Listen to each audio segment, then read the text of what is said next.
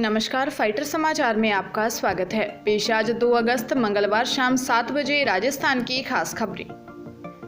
हिमाचल प्रदेश के ऊना की गोविंद सागर झील में 7 युवक डूब गए। सभी युवक पंजाब के मोहाली जिले के रहने वाले थे।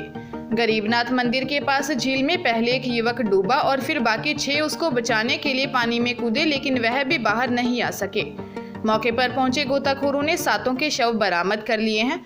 आज पोस्टमार्टम के बाद शव परिजनों के सुपुर्द किए गए। पंजाब के मोहाली से 11 लोग नैना देवी के दर्शन के लिए आए थे। दर्शन करने के बाद बाबा बालकनाथ मंदिर के दर्शन के लिए निकले। सभी बाबा गरीबनाथ मंदिर पहुंचे। दर्शन के बाद एक युवक गोविंद सागर झील में नहाने उतरा जो डूबने लगा।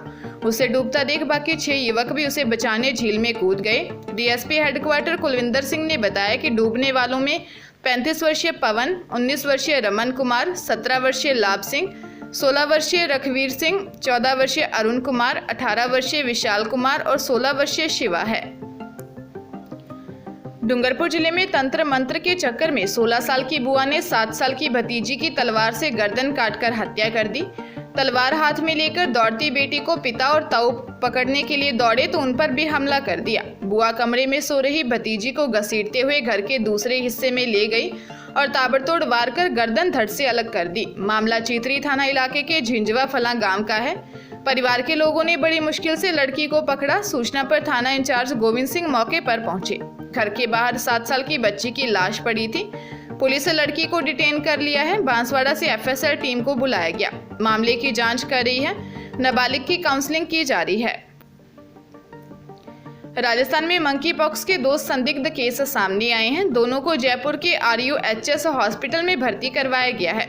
उनके शरीर पर दाने नजर आ रहे हैं। एक अजमेर के किशनगढ़ और दूसरा भरतपुर जिले का रहने वाला है। सोमवार को भेजे गए सैंपल की रिपोर्ट आ जाएगी। RUHS के अधीक्षक डॉक्टर अजीत सिंह ने बताया कि एक 20 साल का युवक किशनगढ़ से देर रात रेफर होकर आया था। वह बेंगलुरु में पढ़ाई करता है। उसे बुखार आने व शरीर पर दाने दिखने के बाद संदिग्ध मानते हुए जयपुर रेफर कर आइसोलेट किया है। मरीज की अभी कोई ट्रैवल हिस्ट्री भी सामने नहीं आई है। उन्होंने बताया कि रिपोर्ट आने के बाद ही कंफर्म होगा कि मंकी पॉक्स का वायरस है या चिकन पॉक्स। वही एक अन्य युवक भी सोमवार सुबह भर्ती हुआ जो भरतपुर का रहने वाला है। इसे हल्का बुखार होने के साथ ही शरीर पर कुछ ही दाने थे। डॉक्टर की माने तो दोनों युवकों की तबीयत स्थिर है। मध्य प्रदेश के जबलपुर में एक निजी अस्पताल में भीषण अग्निकांड में 10 लोगों की मौत हो गई। वहीं 3 लोग गंभीर रूप से घायल हैं। बताया जा रहा है कि मृतकों में अधिकांश लोग हॉस्पिटल के स्टाफ के हैं। इस अस्पताल में एक ही एग्जिट गेट है। जब आग लगी तो लोग आनन फानन में बाहर निकलने के लिए भागे। वहीं कुछ लोग फंसकर हादसे का शिकार हो गए। घटना के बाद 6 फायर ब्रिगेड की गाड़ियों ने 1 घंटे की कवायद के बाद आग को काबू में किया। आग की घटना से अस्पताल में चीख पुकार मच गई। अस्पताल में भर्ती मरीजों को आनन फानन में दूसरे अस्पतालों में शिफ्ट किया गया। राज्य सरकार की ओर से मृतकों के परिजनों को 5-5 लाख रुपए और गंभीर रूप से घायलों को 50-50 हजार रुपए की सहायता दिए जाने का ऐलान किया गया है। घायलों के पूरे इलाज का खर्च भी राज्य सरकार वहन करेगी। सवाईमाधोपुर विशेष न्यायालय पोक्सो ने रात को नाबालिग पीड़िता के घर में घुसकर दुष्कर्म करने के आरोपी धर्मराज कीर को पोक्सो एक्ट के तहत 20 वर्ष के कठोर कारावास व 50,000 के अर्थदंड तथा धारा 457 के तहत 3 वर्ष के कठोर कारावास व 5,000 के अर्थदंड से दंडित किया है। पीड़ित व राज्य सरकार की ओर से विशिष्ट लोक अभियोजक अनिल कुमार जैन ने पैरवी की। प्रकरण के अनुसार नाबालिग ने संबंधित थाने में रिपोर्ट दर्ज करवाई कि 3 नवंबर 2020 की रात अपने घर की पोल में चाचा की बेटी के साथ बकरियों की रखवाली के लिए सो रही थी। इस दौरान रात लगभग 12 बजे आरोपी धर्मराज कीर घर का दरवाजा खोलकर अंदर घुस गया तथा रजाई सहित उठाकर बाड़े में ले गया और दुष्कर्म किया। आरोपी ने जाते हुए धमकी दी कि घर में घटना को लेकर किसी को बताया तो जान से मार देगा। श्रीगंगानगर जिले के घड़साना इलाके में जालवाली रोड पर गांव 3 MLD के पास बाइक फिसलने से पिता पुत्र की मौत हो गई। पिता पुत्र जरूरी काम से घड़साना की तरफ आए थे तथा वापस घर लौट रहे थे। इसी दौरान अचानक पशु सामने आने से मोटरसाइकिल फिसल गया और सड़क पर गिरने से पिता पुत्र गंभीर रूप से घायल हो गए। उन्हें अस्पताल ले जाया गया। पुत्र ने घड़साना के अस्पताल ले जाने के दौरान दम तोड़ दिया, जबकि पिता की हालत गंभीर होने पर उसे बीकानेर रेफर किया, लेकिन रास्ते में उनकी भी मौत हो गई। घड़साना पुलिस ने बताया कि एक MLD जालवाली के 47 वर्षीय चंद सिंह और उसके 18 वर्षीय बेटे जोगेंद्र की हादसे में मौत हो गई। पंजाब पुलिस ने गैंगस्टर लॉरेंस गैंग के 5 कुख्यात अपराधियों को गिरफ्तार किया है। इनसे 8 देसी पिस्टल और 30 कारतूस बरामद किए गए हैं।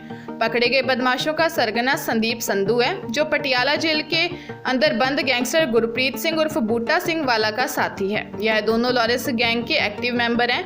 इन पर गुरी और एनकाउंटर में मारे गए गैंगस्टर अंकित भादु के साथ एक कत्ल का भी आरोप है। संदीप संधू उत्तर प्रदेश से हथियार खरीदता था। पुलिस उसके साथी का पता लगा रही है। एंटी गैंगस्टर टास्क फोर्स के डीआईजी गुरप्रीत भुल्लर और फतेहगढ़ साहिब के एसएसपी रवजोत कौर ने बताया कि खमाणों और सरहिंद की ज्वाइंट टीम ने यह कार्रवाई की। गिरोह का सरगना संदीप संधू है। संदीप पटियाला के सबेलपुर का रहने वाला है।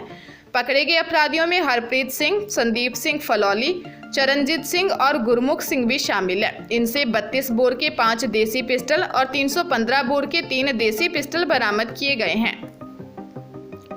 जालोर जिले के संचोर के आरवा जानरईपुरा गांव स्थित भगवान दत्तात्रेय आश्रम के सेवादार तगाराम पर पेशे से एएनएम महिला श्रद्धालु ने दुष्कर्म करने का आरोप लगाते हुए सरवाना थाने में मामला दर्ज करवाया है। आश्रम संचालिका साध्वी हेमलता पर भी दुष्कर्म का वीडियो बनाने व वायरल करने की धमकी देकर ब्लैकमेल करने का आरोप लगाया है। आरोप है कि तगाराम ने कहा था कि काल दोष हटाने के लिए 108 दिन में 21 बार शारीरिक संबंध बनाने होंगे। तगाराम ने महिला को कहा कि ऐसा करने से तेरा काल दोष मुझ पर आ जाएगा। संचोर डीवाईएसपी रूप सिंह इंदा ने कहा कि पीड़िता के बयान और मेडिकल हो चुका है। पुलिस मामले की जांच कर रही है। हरियाणा के करनाल में खेल विभाग में कार्यरत डिप्टी सुपरिटेंडेंट सत्यनारायण शर्मा की संदिग्ध परिस्थितियों में मौत हो गई। कल्पना चावला राजकीय मेडिकल कॉलेज के पोस्टमार्टम हाउस से डेड बॉडी परिजनों को सौंप दी है। मौत के कारणों को जानने के लिए पुलिस जांच कर रही है। सत्यनारायण शर्मा की मौत से खेल विभाग एवं परिवार में मातम पसरा है। पीड़ित परिवार से रामकिशन ने बताया कि उसका भाई 54 वर्षीय सत्यनारायण शर्मा करनाल स्थित अशोक नगर में रहता था। वह रोहतक जिले के लाखन माजरा गांव के रहने वाले हैं। सत्यनारायण करनाल में रहता था। रात को वह ठीक ठाक सो गया था। रात को उसने सुसाइड कर लिया। परिवार के लोगों ने किसी पर कोई शक जाहिर नहीं किया है और न ही सुसाइड नोट मिला है।